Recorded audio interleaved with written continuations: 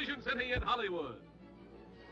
Chrysler Corporation, maker of these 5 great cars. Plymouth, Dodge, DeSoto, Chrysler, and the exclusive Imperial, the 5 great cars of the forward look. Chrysler Corporation presents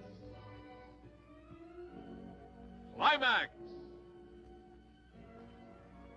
Tonight starring Wendell Corey, Gene Hagen, Harry Carey Jr.,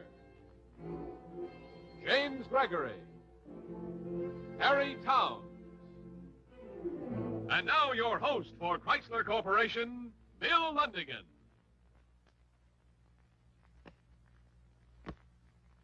You know, this week after a winter's hibernation, the baseball parks of America have suddenly come to life again.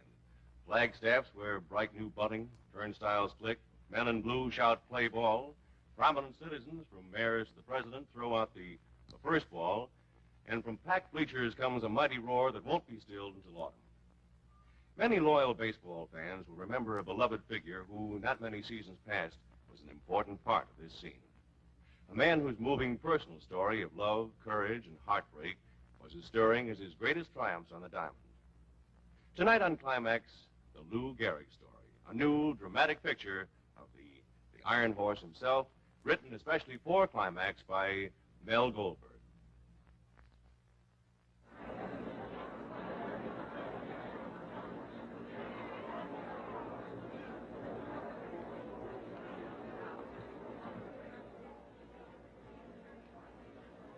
This is Granton Rice, talking to you from the press box of the New York Yankee Stadium, where in just a little while, the ceremonies honoring Lou Gehrig will get underway. I've been asked to tell you, as briefly as I can, a little bit about the man, Lou Gehrig, and why upwards of 60,000 fans and countless celebrities from all walks of life are here today to pay final tribute to the Iron Horse of baseball. Today, at the age of 36, Lou was a very sick man, perhaps a dying man. But let's turn away for a brief moment from the shattered Iron Horse we see here today for a brief look at the Gehrig you and I, and especially Lou, would want you to remember. 1927. Lou's second full season as a Yankee, a batter marked for greatness. At the beginning, a clumsy fielder, he worked at it. He learned. They never called him clumsy again. He gave it all he had, at the plate and on the bases. In his time, for all time, one of the most fearsome sluggers in baseball history.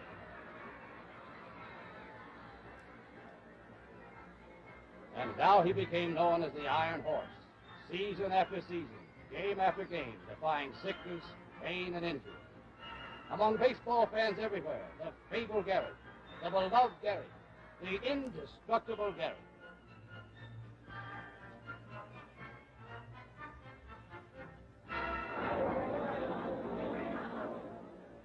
It was just a relatively unimportant early season ball game. But for Lou, the game was to be a crucial one. There's 2 down in the top of the ninth. The bases jammed with the White Sox, and the base hit now could win it all. So the Yankees are in serious trouble. Their ball game is in jeopardy. There's a sign. There's a stretch. Pitch. It's a bounding ball down the first baseline. Gehrig is up. No, it's by him. It's into right field for a base hit. He couldn't come up with the ball. It's a tough break, folks. It was a sharply hit ball. Let's say that Lou just missed making a nice play.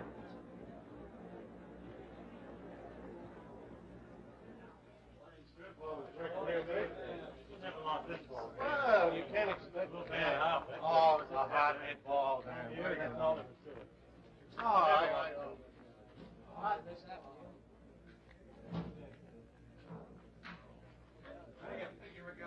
Ball like that. Take it slow, Russ. Take it slow. He lost me a ball game. What do you mean take it slow? Not gonna bench the guy. I mean it. For the good of the team, he ought to get benched. He's through. You think he'd bench himself for crying out loud? So he's played in over 2,000 games in a row. What are we supposed to do? Eat that record of his if it costs a pennant this year? I mean, we got to think of ourselves, too, you know? You talk awful loud for a little guy, Rusty. Anybody wants to hear what I got to say, Dickie, I'll say it right to his face. And that includes the great Gehrig. Let him go. I've been swung on before for telling the truth. For telling the truth, Rusty? He lost me a ball game this afternoon. We lost a ball game this afternoon. We, meaning the Yankees. It was my ball game to win, a lousy ground ball. How many ball games did you win last year, Rusty? I was in the bullpen half the season. Yeah, but you took your share of the World Series, though, that Lou helped to win, didn't you? Look, I ain't saying he wasn't a great ball player. All I'm saying is he ain't helping the team now.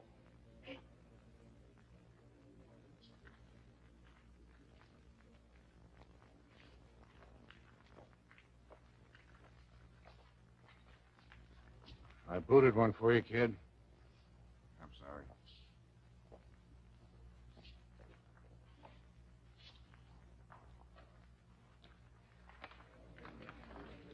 Look, I ain't griping about losing the ball. Why don't you just button your lip? Why don't you just button your lip?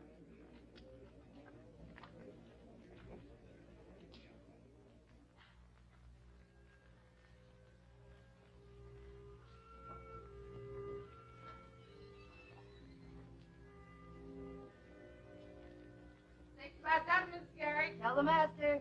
All I do if he throws something at me. Throw it back. Snake's on. That's Dizzy Dean on the mound. You know, I've seen this film over 20 times, and he hasn't struck you out yet. There it goes. Loud line Every drive. time. They go all the way. Hey, Ellie, come on in here. Come on, Ellie, hurry up, will you? Now, you too, Maggie. Shut the door. Those sticks will be burnt. Never mind, say. Just close the door, will you, hon? That's Dizzy Dean on the mound for the National League All-Stars. He's getting ready to blow that fast one past the mighty Gehrig. Now, watch the feet, honey. There it goes. Full line drive with Eagle all the way.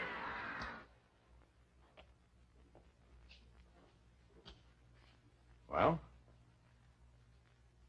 Well, it seems to me you were stepping into the ball. that's right, I was. But now I'm so anxious to hit. I'm crowding that plate and they're throwing them in close. I don't even have to look at that film we've been taking this week. I know that's it. I'm crowding it. That could be. I know it is. Look, I'll show you. Now, here's the plate. I got the, and I just keep inching it. And I'm inching it. And they throw me in a close one and I pop it up. But if I'll get back here, dig in and stay here, that same inside pitch.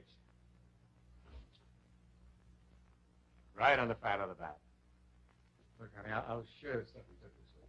Miss Gehrig, if we don't get with... Look, Maggie, you don't have to hang around. We'll be at least an hour. Oh, I don't mind. Come on out. You're not out. Get going. Okay. Well, I got a couple of tickets to the opera. Are you interested? Aren't you? I don't think so, no. Okay.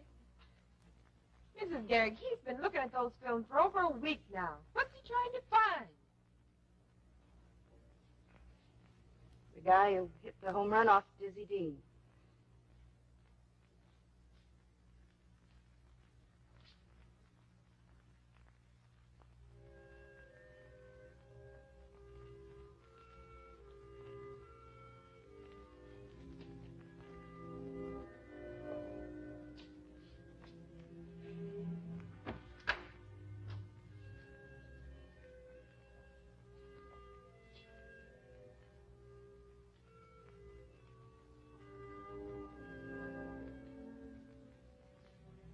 Well, dinner will be ready in 2 shakes. Everything has to be playing all the time? Put it on for you. I thought you liked it. I do. Who wants to live in Carnegie Hall?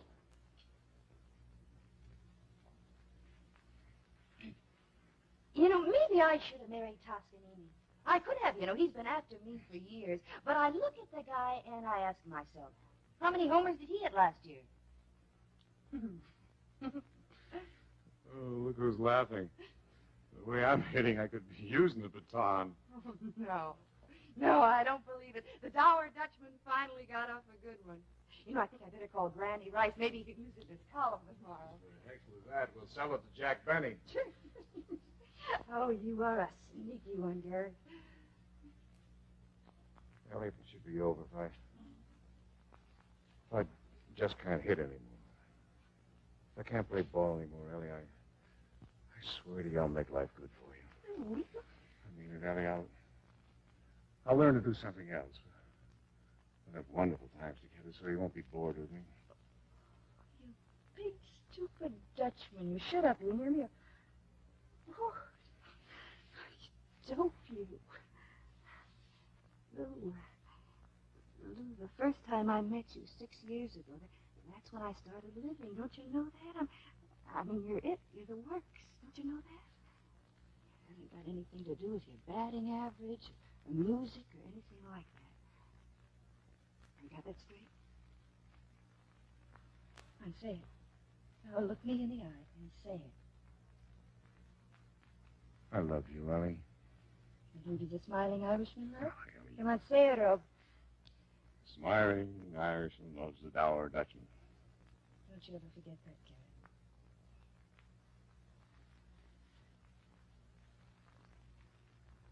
Gary. Hey, Ellie, the steak's burning. Thought I told you to shut up.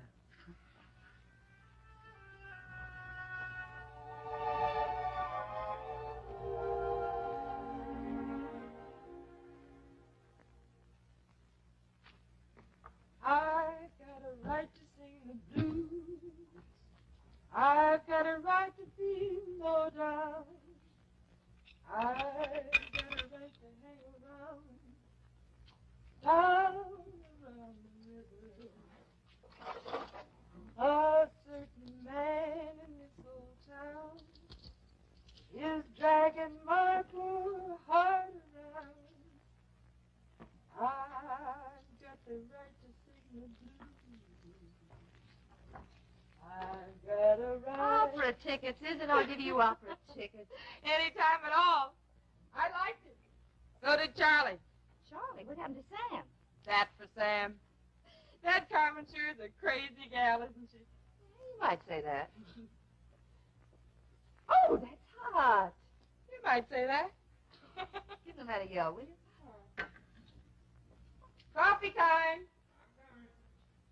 How's he feeling? First time since the season opened, he slept the night through. Did he find out what he was doing wrong from those pictures? Well, he thinks he may have been crowding the plate. But you don't think so, do you? Everybody on the team from Mac on down has been studying his batting form. He's not doing anything different from the way he ever did it. And he hits one, and it's an easy fly ball. Mrs. Gehrig, he's 36 years old. And he's been playing ball day in and day out for 14 years. Over 2,000 games, and he never missed a one.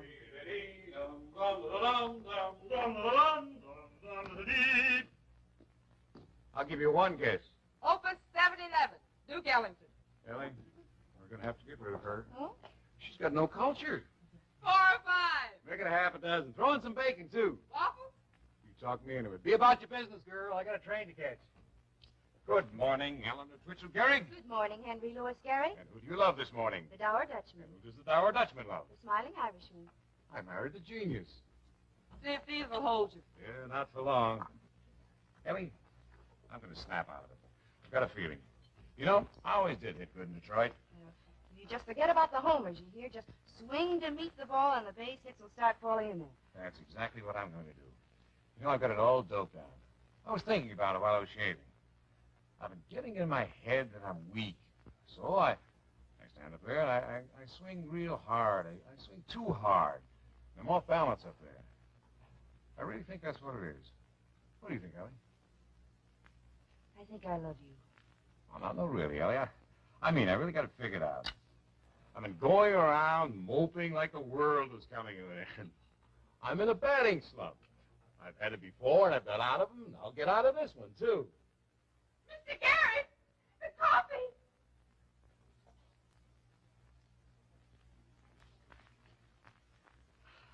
Let me get some butter. You've got some salve in the medicine chest. Ellie, I didn't even feel it. Huh? burned it to the bone. I didn't feel it, Ellie. I better get started. I'm trained to catch. Lou! No, Ellie. I'm not going to see a doctor. Now, we've been over that a dozen times. There's nothing wrong with me, Ellie. There's nothing wrong. The few base hits won't cure. I'm a little tired, and I'm nervous, and I'm in a swamp. That's all it is, Ellie. I'm just in a swamp.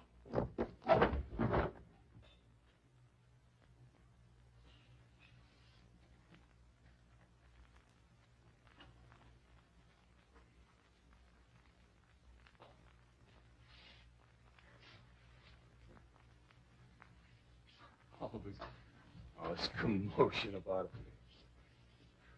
Spilled coffee, batting slump.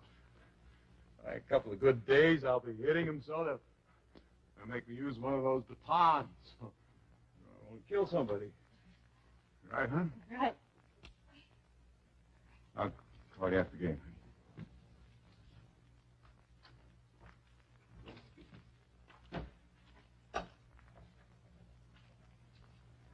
Bet your dime I get 3 hits. No bet.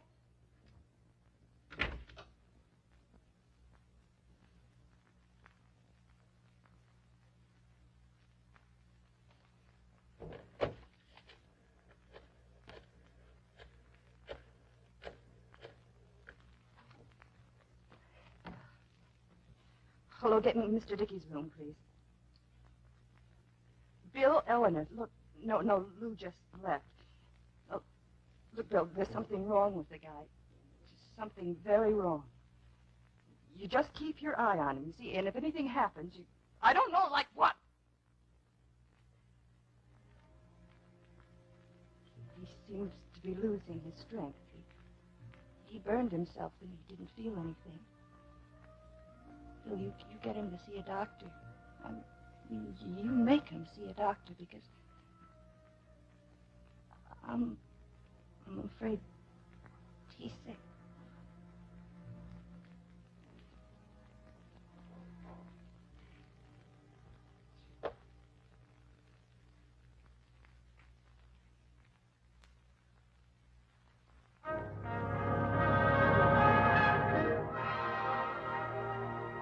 In just a moment, we'll return to the second act of the Lou Gehrig story.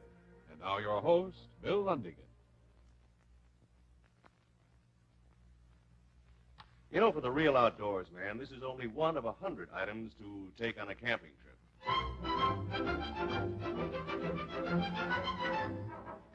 And when a sportsman like Ted here goes shopping for a car, he wants the most space he can get for carrying equipment. Wife Elaine watches while Ted measures this Plymouth Sport Suburban himself. And what does Ted find? That Plymouth platform is over 6.5 feet long, not even counting the tailgate. More than enough room to hold even the biggest loads.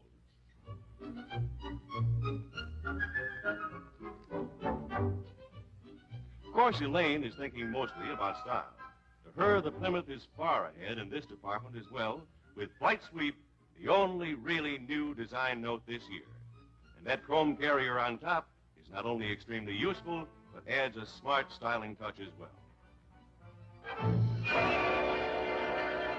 But it looks like Elaine has just found out, as you will, that Plymouth has a complete line of Suburbans. And here's another handsome model. The custom two-door, priced a bit lower. Seat 6, choice of new V8 or 6-cylinder engines, too, as with all Plymouth Suburbans. Now here's the Plymouth Custom Suburban 4-door model. Seats 8, third seat removed.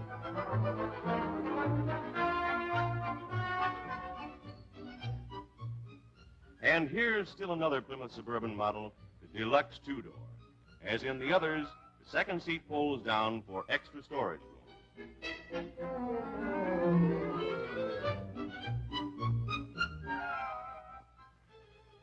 Yes, they're all big, they're all beautiful, and they're filled from road to roof with exciting new Chrysler Corporation features and extra values. Well, it looks like Ted and Elaine have already made up their minds about the one that they want. And whatever choice you make in a stunning Plymouth Suburban, you'll know at once why they set the pace for roominess, for looks, and for riding qualities, too. And now, we return to Climax, tonight starring Wendell Corey, Gene Hagen, Harry Carey Jr., James Gregory, and Harry Towns.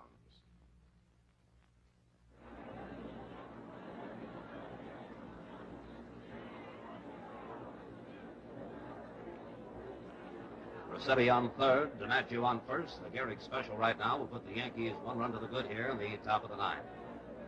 Who's had a rough day so far. A slow start for the big guy. But last right now would make up for a lot of that. There's the stretch, the pitch. It's a fly ball to right field, and it just didn't have enough. So that snuffs out the rally, and Detroit wins it 3-1. For the Bengals, 3 runs on 8 hits and 1 error, and for the Yankees, 1 run on 6 hits and 1 error. Another tough loss for the Bronx Bombers, and especially rough one for Lou Gehrig, who just can't seem to get started this season. Over the fence for a home run. Just one of those tough breaks. The guy's got lots of power. You're going to hit the ball again. You can't see. He's lost his power. What more proof does a guy need, for Pete's sake? Hold it down. Oh, he hit that one right on the nose. If I hit a ball that hard, it would sail right out of the park. So for him, it's a can of corn for the right fielder. I tell you, the guy's lost his power. I hit about 5 like that last year. They get up on that wind and die. This ballpark's real rough for that, Lou. I mean it, Lou. The wind blowing the other way, it'd have dropped in there for a base hit easy. Even the weather's against me, eh, Bill? You're in a slump, Lou. Everything goes wrong when you're in a slump. You know that. The man's had it. He's done. Kaput. Hey, Lou, you'll let me pick that movie tonight? Wait a minute, Bill. If there'd been anybody else, Mac would have had him on the bench a long time ago. He keeps on this way, we'll be fighting to keep out of the cellar. Right, Bill? My hurting team. You're in a slump. That's not the question, Bill. Well, he doesn't answer those questions, Lou.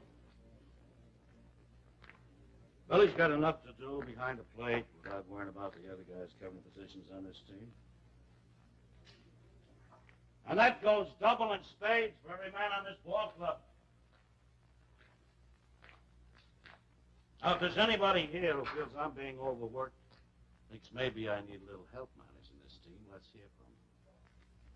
But before he starts shooting off his mouth, he better be pretty doggone sure he's batting over 400, or if he's a pitcher, he's pitching nothing but shutouts.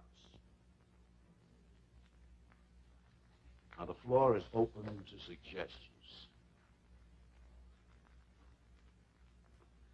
All right.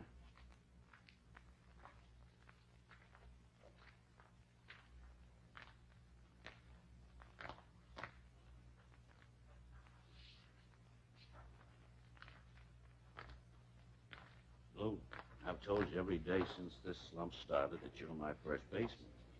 Now, if you don't feel you can handle the job, you come and tell me. I'll answer you first. Hey, a little extra workout tomorrow, Mac? Sure. I'll get somebody to throw it. Thanks.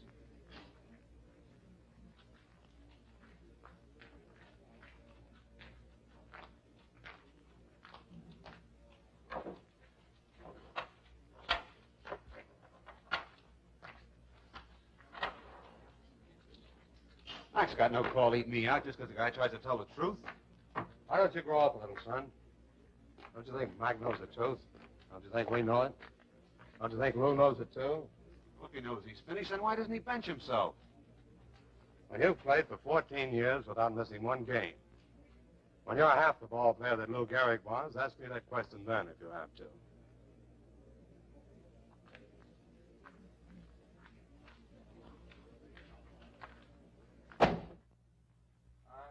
Cowpoke, Oklahoma way, and I love my horse more than I can say. Hey, Lou, you better get a move on. I don't want to miss a single shooting. Kind of beat, Bill. Well, there's nothing like a good old double feature for what ails you. Take a rain check, Bill. Now, look, I'm treating. And when Dickie treats, boy, Oh, cut it out. I crippled or something? I was just kidding, Lou. I've done that, you've done it back. Heck, I wouldn't want to count the number of times.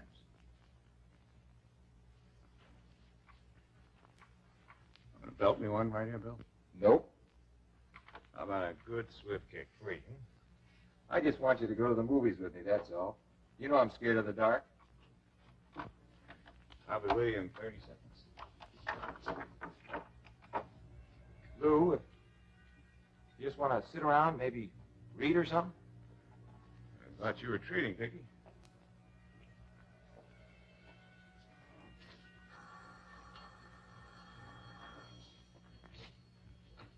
Hello? New York, calling Mr. William Dickey. I'm speaking. I've got your party, New York. Go ahead. Bill, Eleanor, look, I don't want Lou to know that it's me. Is he there? Yes, Dave. It's good hearing from you. Bill, I have Dr. Graham here with me now, and I've told him Lou's symptoms, and Bill, he thinks it's very, very important that Lou have a complete checkup, and right away. Bill? Well, what can I do? How stubborn he is. He won't listen to me, but well, I thought if you talked to him, Bill, you might get him to Really? go. I don't want you to ever pull a stunt like that again. Do you hear me? Now, do you hear me, Ellie? Yes, I hear you, Lou. I feel so bad I need a checkup. I'll be the first one to know it. Lou, this is Dr. Graham. Lou, you're acting like a child. All we want you to do is take a few days off, fly up to Minnesota, and then... Take a few days off. What's the matter with everybody? Well, you'd think I was... We haven't got an open day on the schedule for... I'm in a slump, that's all. It would look great, wouldn't it? 14 years I quit coal just because... There's nothing wrong with me, Doc. But I'm not going to take any day off. Now, get that straight. Tell Ellie to get that straight, too. Nothing wrong with me that a good day at bat wouldn't cure.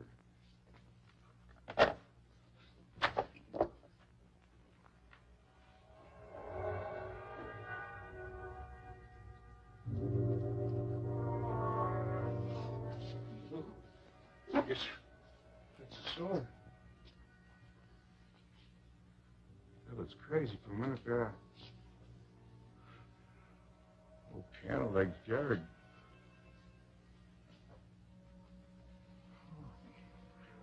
Boy, a minute there.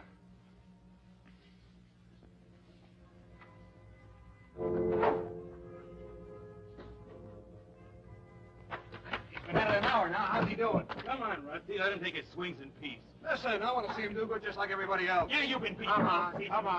Let's not act like a jury.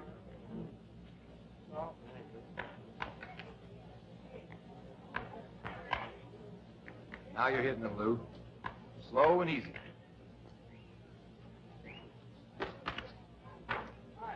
Okay, Haggis.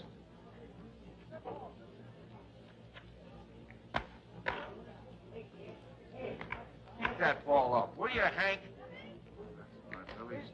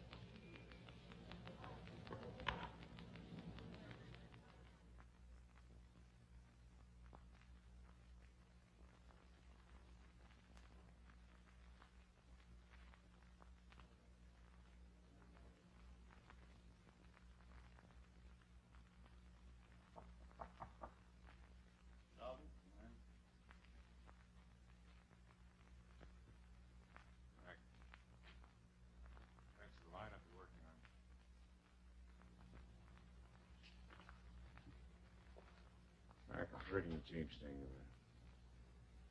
That's the lineup.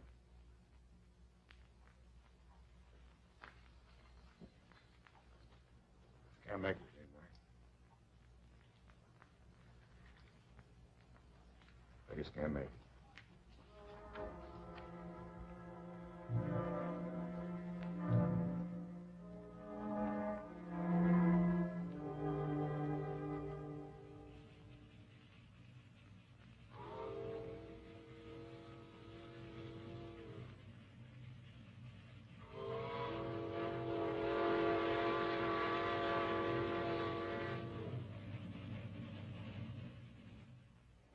Lou Gehrig, iron horse of baseball, the rock of the Yankee infield, one of the great sluggers of all time, and beyond doubt the most durable athlete in the history of sport.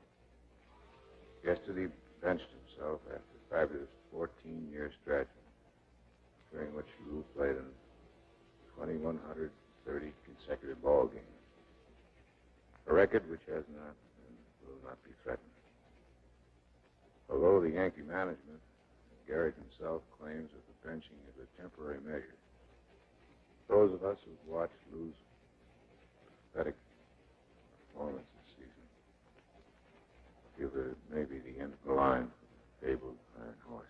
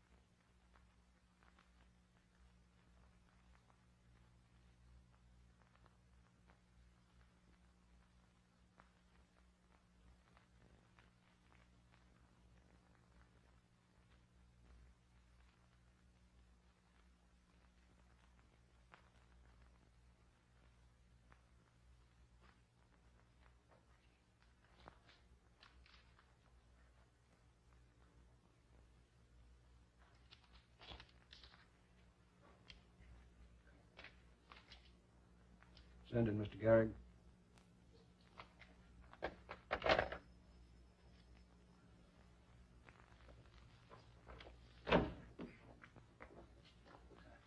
Hello, Lou. Good morning, Doc.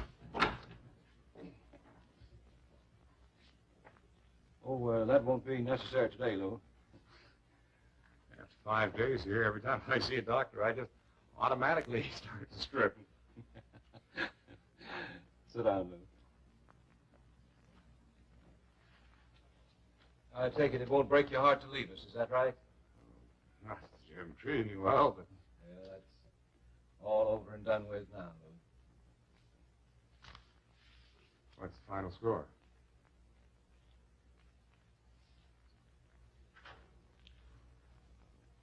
Well,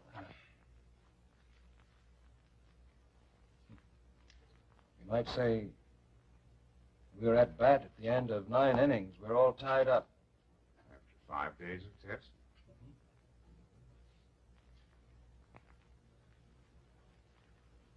Lou,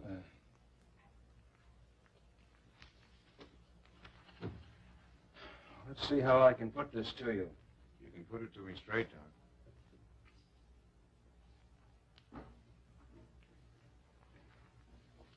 Yes, Lou, I believe I can.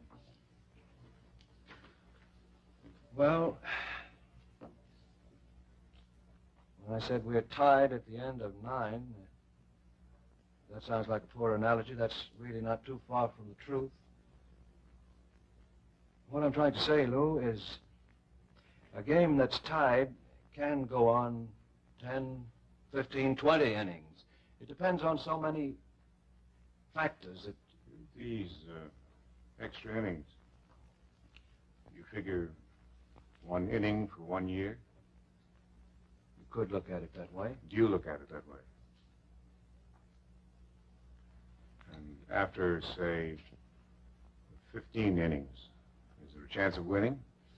Or do we just play it out as long as it goes? But in the end, we have to lose? Well, not necessarily, I Lou. know I could die of heart failure tomorrow, Doctor. Well, this other thing. Is it going to kill me? We'll be able to tell you more about that, Lou, in time. After we watch it progress. It's a rare type of paralysis. But somebody like you, with your body, your will... Is anyone who's had this thing... Has anyone else ever beaten it? Well, has anybody else ever played 14 full seasons of baseball without missing a single game?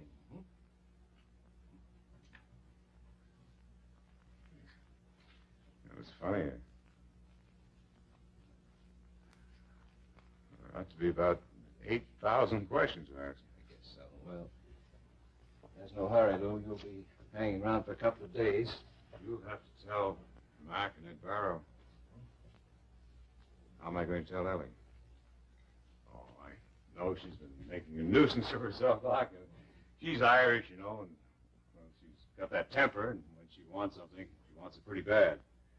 So when she calls you again and starts pumping you, you just tell her I've got a fighting chance. We do, Doc?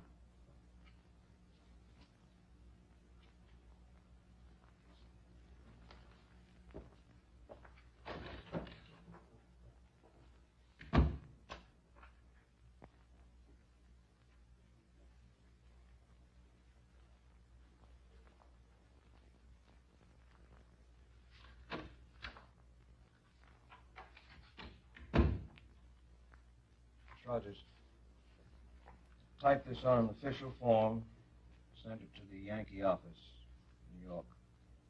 Mr. Edward Barrow. After a complete and careful examination, June 13, 1939 to June 19, it's been found that Mr. Lou Gehrig is suffering from amyotrophic lateral sclerosis, type of illness which involves the motor pathways and cells of the nervous system. Dr. Adams' office. Doctor, it's Mrs. Gehrig.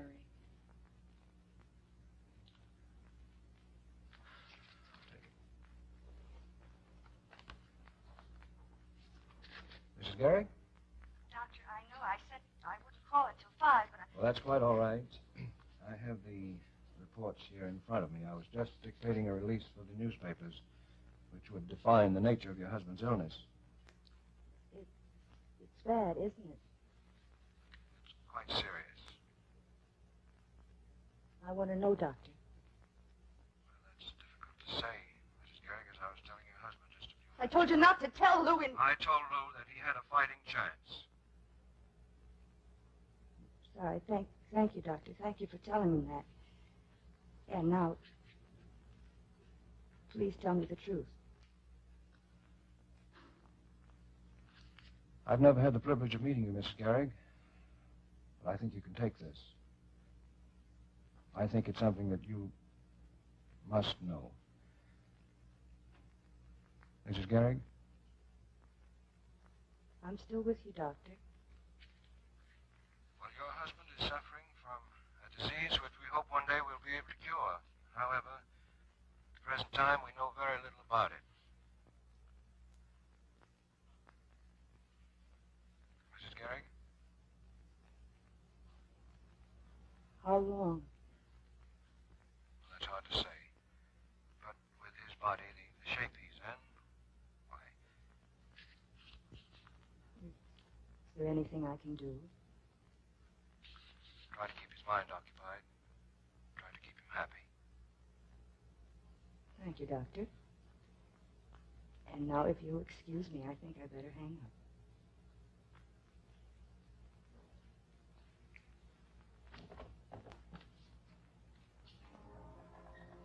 We're going to keep him happy, you hear me, Maggie? We're going to have parties, and we're going to have people. We're going to have so many people, we'll have to put a revolving door on the joint. We're going to keep him happy, understand?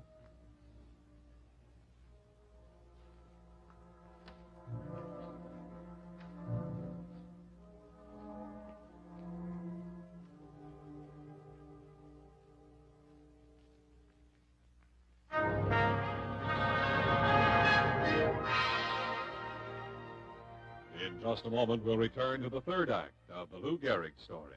And now, once again, your host, Bill Lundigan.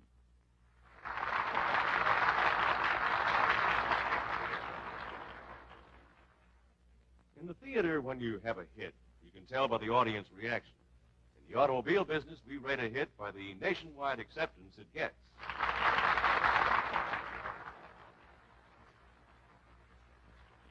And we know that we have a real box office smash with Chrysler Corporation's new push-button Power Flight automatic transmission.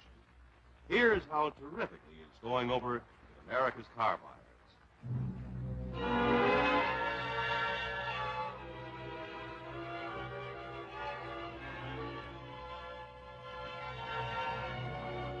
In Plymouth showrooms, push-button Power Flight gets the nod, especially from the women who enjoy its convenience and ease of operation.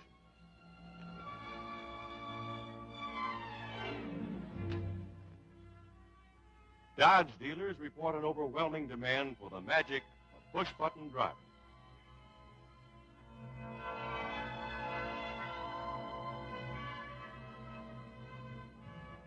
And the sales at DeSoto, Chrysler, and Imperial dealers show that buyers are unanimous in their enthusiasm for this driving control from the future.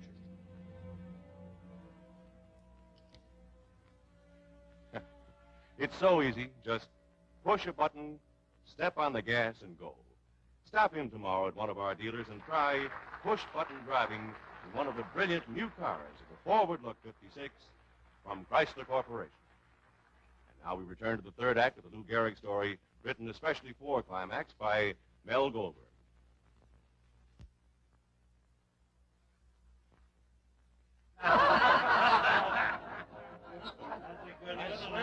I swear in that eighth inning yesterday, I thought old Biscuit Pants here would grab himself a bat and put himself into pinch hit. Don't kid yourself. I thought about it. All right. I'll never forget the time we were playing an exhibition game in Norfolk, Virginia. This rookie kid was pitching for them. A big, tall, lanky, drink-of-water type lad. He kind of reminded me of Billy Dickey here in a way. Thanks, Maggie. Everything okay here? Oh, just great, Ellen. Just great. How about you, Gary? Gehrig, just fine. Anyway, about the first three innings, the boys are going up there, they're hitting the dirt every time this kid winds up. By the time the fifth inning rolls around, everybody's down on their knees praying to get out of the ball game alive. They're walking up there and they're not digging in. They stand about 6 feet away from the plate, which is the worst thing in the world they could do, Because the way this kid's chucking them in, the safest place in that ballpark was right in the middle of the plate. He's not even coming close to it, Except old Fearless here. Oh, he's digging in there like this kid knows where the ball is going. And twice in a row, Lou's on his pants, and this kid is scared green. He keeps yelling in, "I'm sorry, Mr. Gehrig. Gosh almighty, I'm sorry." Lou sort of dusts himself off, and he waves back. He says, "Well, that's all right, son. It's all in a day's work." And then, pow! I thought somebody had been shot. Lou hits the dirt. This kid throws his arms up in the air, and he starts screaming, "I killed Lou Gehrig! I killed Lou Gehrig!" I'm halfway out of the dugout with a bat in my hands. I don't know whether to carry Lou off or belt that kid one. And here's old Lou. He's just sort of dusting himself off and picking himself up off the ground, and he's shaking his head at that kid, and he's saying, "You better watch that fastball, son. You're liable to hurt someone." Yeah, as I remember it, the kid turned out to be a pretty fast country-style pitcher. He was, Mac. Remember in Chicago when we were Yeah, playing? well, that's another story, another time. I'm sorry to break up the festivities, but we've got a little thing called a ball game we got to play. Wait a minute. Where are you rushing to? It's early. Well, maybe for you. Well, that's what we get for bringing the manager along with us. Yeah. Thanks a lot. Good night, Lou. Good night, Lou. Where's the car?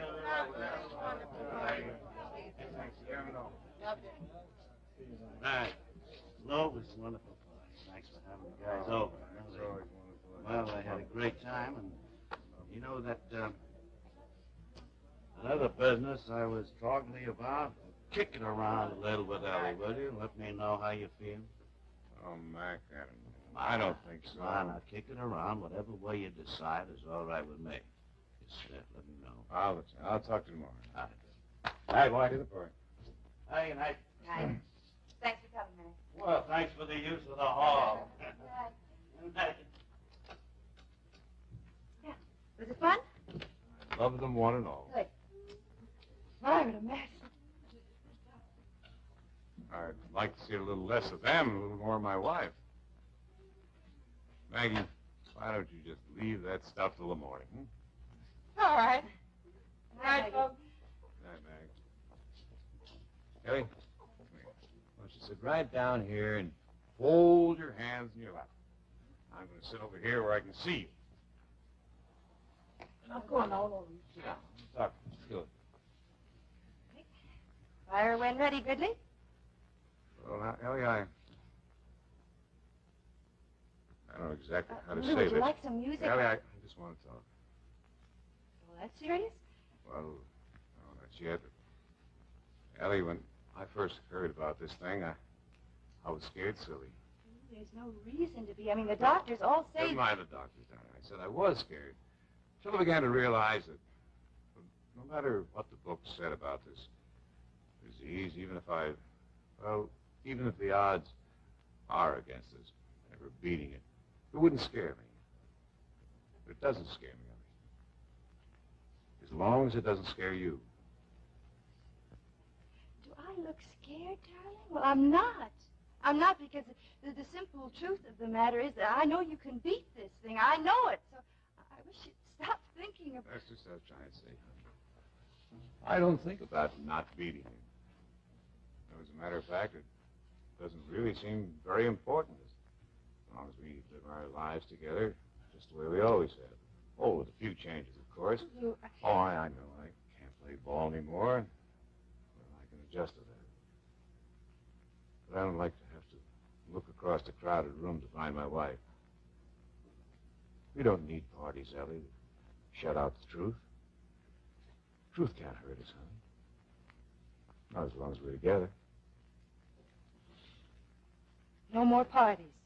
No, Ellie, I don't mean no more parties. Lou, what do you want me to do? Oh, honey, I want you to stop asking me what I want to do. I want you to tell me what you want to do. And I want you to argue with me, and I want you to tell me I'm a big, stupid Dutchman when I'm wrong.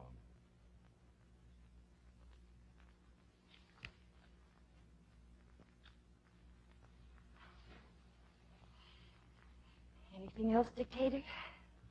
Well, Mac and Ed Barrow, well, Granny and some of the boys at the press, they want to have a day for me. Yes, I know. What do you think? Who I think? Well, I think if I say yes, you'll brood about it, and then you'll sit up all night trying to write a speech, and you won't be able to think of anything to say, and then you'll blame me for getting into the whole mess. And then you'll decide it was all a giant plot to embarrass you because you think you really don't rate a date because nobody cares that much about you. In other words, you think I ought to let them do it. I think you better let them do it.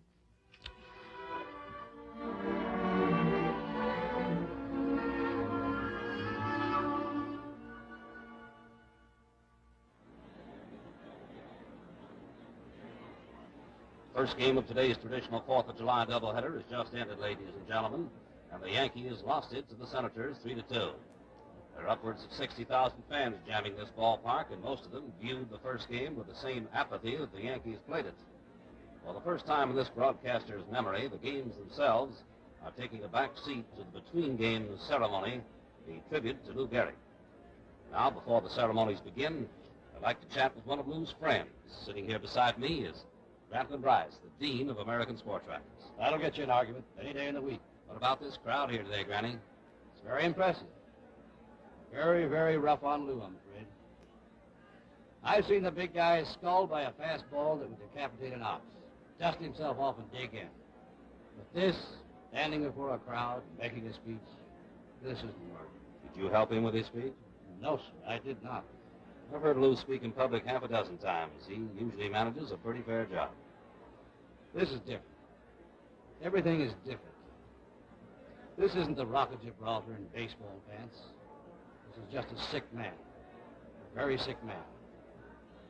He knows that today, for the very first time, he's being honored not for being a great ball player, but for being Lou Gehrig. He could accept honors as a ball player. He knows that he's earned that. But for a guy like Lou, who can't understand being anything else other than a good human being, he can't honestly see what he's done to deserve this. And so he might not say any more than thank you. But if he says it in his own way, it'll be a better speech than I could write for him if I had 10 fingers in each hand. Somebody downstairs says Gehrig isn't going through with it. Billy, the corridor's knee-deep in reporters. They want in. Well, they'll have to wait for Mac. What happened, Bill? Beats me. He was sitting there in front of his locker just sort of staring off into space. Then he got up and went to Mac's office. I asked him what was wrong. He said, can't do it, Bill. You just can't do it. Hey, boys, Lou's coming. Come on.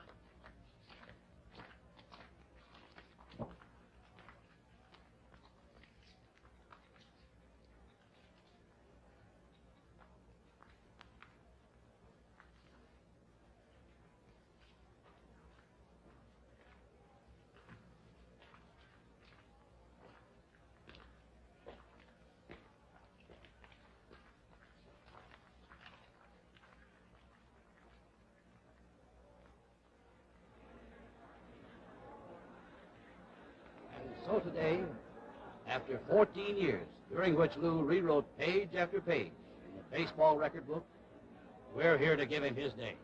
Let's make it a good one. Thank you, Granville Rice. And Granny, don't go away.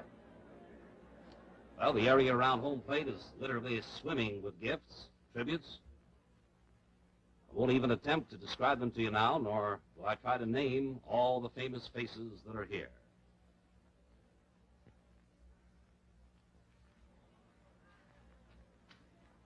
There in a group is one of the greatest baseball teams ever assembled, the 1927 Yankees. You just saw Babe Ruth, Bob Musial. Here's Wade Hoyt, Herb Pennock. Well, let's leave it at this. There isn't a name in baseball, past or present, who isn't here today to pay tribute to Lou Gehrig. The big Bambino again, Sultan of Swat. Many other dignitaries, some 60,000 of them. That's Joe McCarthy making the presentation. Some time ago, you told me that you thought that you were hindering the chances of the ball club by staying in the ball game. That was a day that I never wanted to see. Because I never thought that I would, that is, the time would come when you and I, well, we're not going to part.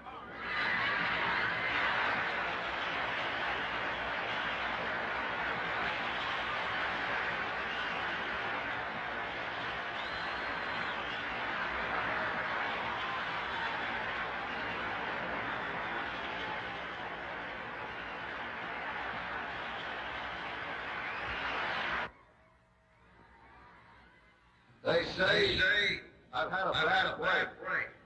But when the office force and the groundkeepers and even the Giants from across the river, when we give our right arm a beat in the World Series, when they remember you, that's something. And when you have a wonderful wife who has shown more courage than I ever hoped to have, that's really great. And when you've spent 6 years with a great little manager like Miller Huggins, and the next 9 with the finest, smartest manager in baseball today, Joe McCarthy. And when you have the privilege of roaming, eating, playing cards, and knowing one of the greatest fellas who ever lived, Bill Dickey, with all this, I consider myself the luckiest man on the face of the earth.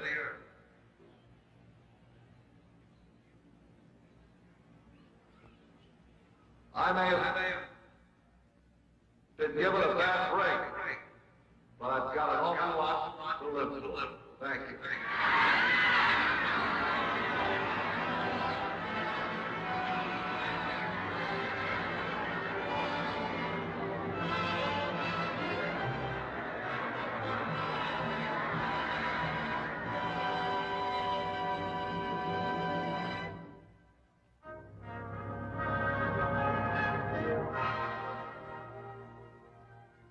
Watch these 4 simple, basic lines.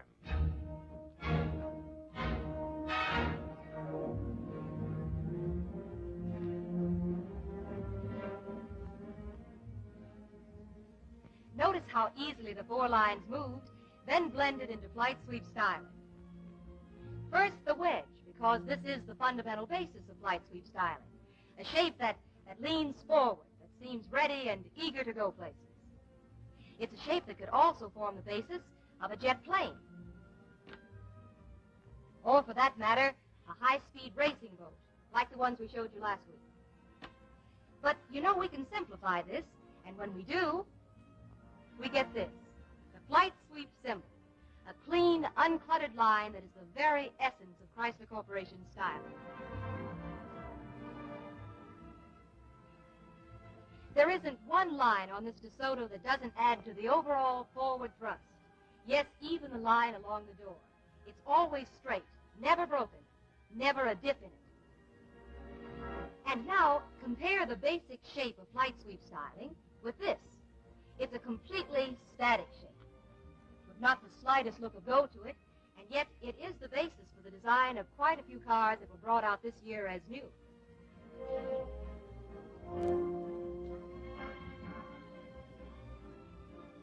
For the really new, we must look to this, flight sweep styling from Chrysler Corporation. Here is car design with a true look of motion, power in motion, long tapered lines that carry the eye, from jaunty upswept tail without a break or dip, straight to the racy forward slanting hood.